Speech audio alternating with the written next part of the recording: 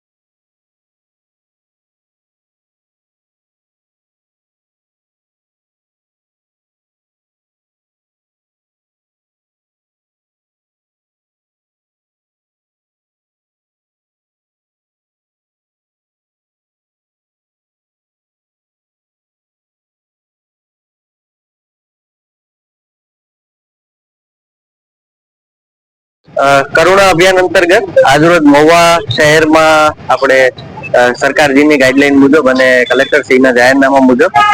મહુવા શહેરમાં આજે 50 થી વધારે દુકાનોની તપાસણી કરવામાં આવી, જેમાં ચાઇનીઝ દોરી અને પ્રતિબંધિત જે કાચથી પરવરાવેલ તુક્કલ ચાઇનીઝ જેનું સઘન ચકાસણી કરવામાં આવ્યું। પ્રતિબંધિત કોઈ વસ્તુઓ મળી આવવામાં આવેલ નથી અને કરુણા અભિયાન અંતર્ગત લોકોને અપીલ કરવામાં આવે છે કે સવારે 9 વાગ્યા બાદ અને સાંજે 5 વાગ્યા પછી પતંગ ન ચગાવવા। ત્યારબાદ મહુવામાં એક કરુણા અભિયાન અંતર્ગત આપણે પક્ષીઓની સારવાર માટે એક કેન્દ્ર બનાવવામાં આવેલ છે, જે આપણે પશુ દવાખાને ખાતે અંતર્ગત કાર્યરત છે, જેમાં તમને જે કોઈ પણ ઘાયલ પશુ કે અથવા તમને જે જગ્યાએથી મળી આવે છે ત્યાં તરત જ વન વિભાગનો સંપર્ક કરો અને તમને જો કોઈને નંબર અથવા જો કોઈને જાણ ન હોય તો વન વિભાગનો 1926 નંબર અને 83 2000 અને 2000 નંબર ઉપર તરત સંપર્ક કરો। ઉપરાંત મહુવા વન વિભાગનો સ્ટાફ, પોલીસ સ્ટાફ તથા મામલતદારશ્રી સાથે આજે મહુવાની તપાસણી કરવામાં આવેલ છે। આવતીકાલે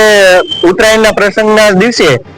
મહુવાની જાહેર જનતાને અપીલ કરવામાં આવે છે કે આપણે પક્ષીઓનું પણ ધ્યાન રાખીએ અને સારી રીતે અને સાવચેતપૂર્વક ઉત્તરાયણ મનાવીએ તેવું મીડિયાના માધ્યમથી જણાવવામાં આવ્યું।